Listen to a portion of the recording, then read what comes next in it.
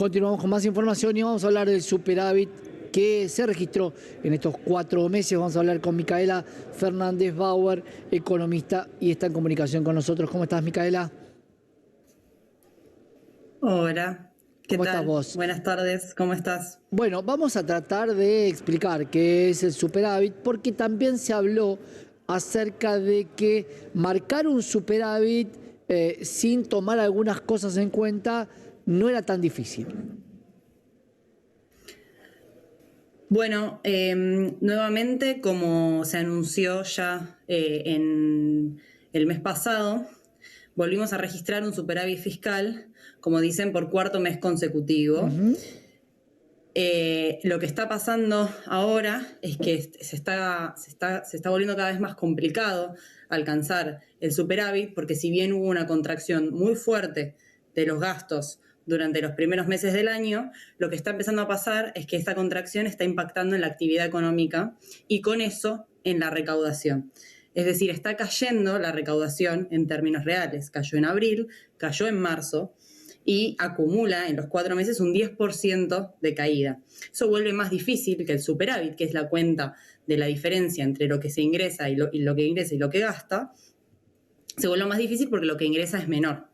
Claro, es lógico. Arreglaste una cosa, para entenderlo de alguna manera, arreglaste una cosa y se te desajusta lo otro, que es a partir de la recesión generada y de la baja en las ventas, tenés menos IVA, obviamente. Y por otro lado, la recaudación también está dada por el impuesto país atado al cepo y por las retenciones del campo atadas a las exportaciones. Bueno, claramente en esa frase que vos decís arreglaron algo por un lado. Era deseable que se alcance un equilibrio en las cuentas fiscales, porque Argentina viene hace muchos años financiando déficit con emisión monetaria, que se volvió insostenible.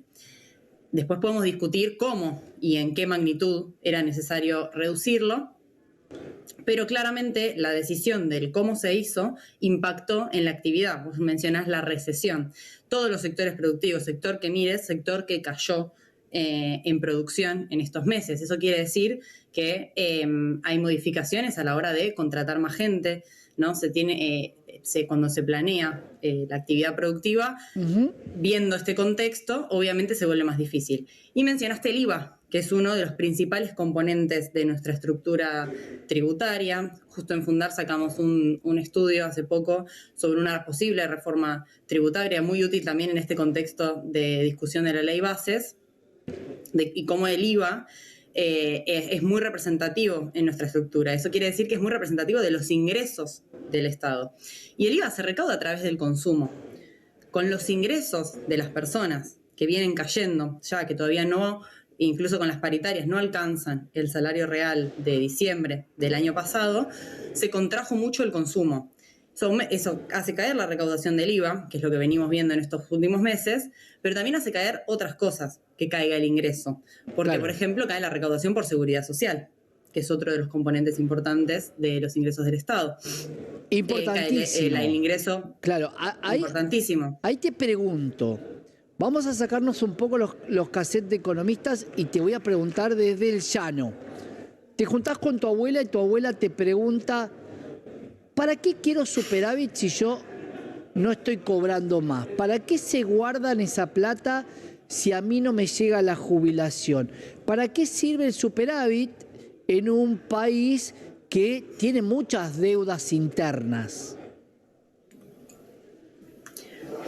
Me parece que la discusión más importante en términos de superávit es que, en primer lugar, es un medio para alcanzar la estabilidad económica. Eso quiere decir que vos, equilibrando tus cuentas públicas, podés mejorar el rendimiento de tu economía. Pero importa mucho cómo lo hagas, ¿verdad? No es lo mismo, por ejemplo, a mi abuela reduciendo el gasto en jubilaciones o, por ejemplo, en algunos otros gastos que quizás eran más regresivos y era necesario hacer algunas modificaciones. Por ejemplo, con lo que pasó en buena parte con las tarifas, ¿no? Que ahora lo que vemos es que como fueron un componente muy importante de la inflación del mes pasado, ahora se está evaluando postergar los aumentos que se tenían previstos para el invierno. Bueno, Yo le diría a mi abuela. sí, pero Sí. también hay que decirle a tu abuela que es muy posible que las empresas eléctricas den un servicio no tan bueno o con algunas carencias. ¿Por qué?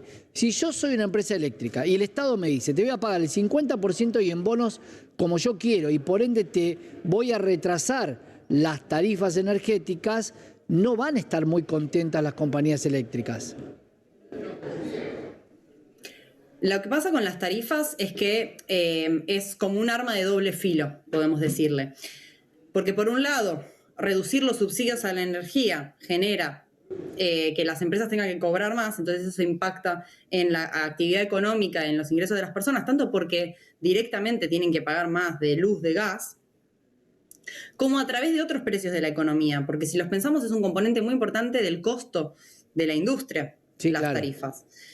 Entonces vas a tener distintos impactos por el lado inflacionario. Entonces, por un lado, estás solucionando el tema de cómo impacta el subsidio a la energía dentro de las cuentas públicas, pero al mismo tiempo tenés este otro lado. Entonces, ahí hay que manejar una nueva tensión. Que obviamente, por cómo, nuevamente, ¿no? Repito que era importante que las cuentas se equilibrasen, pero la forma en la que eso se llevó a cabo generó un impacto muy grande en la actividad económica. Y la actividad económica en algún momento debería recuperarse. Por ahora no lo vemos, ¿no? Esta Claro. famosa B Esa- que se debate. esa salida. ¿Cómo es que se está dando esa recuperación que tanto estamos esperando? Bueno, hay que pensar en qué lado de la caída estamos, ¿no? Si estamos en el principio, si estamos más llegando al final. Por ahora la recuperación no se ve porque los ingresos siguen rezagados, las empresas no están produciendo, el consumo no se está reactivando y la inflación se está desacelerando. Llegó al famoso dígito, pero es el mismo Claro. nivel que teníamos en octubre del año pasado. Bueno, ahí quiero que para la próxima debatamos dos cosas. ¿Qué pasa con Camesa? Si están tomados dentro del superávit o no.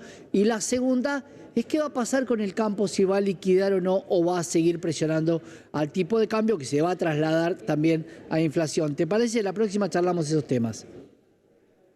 Perfecto. Gracias, Micaela Fernández Bauer. Una visión amplia que vamos a seguir ampliando con ella.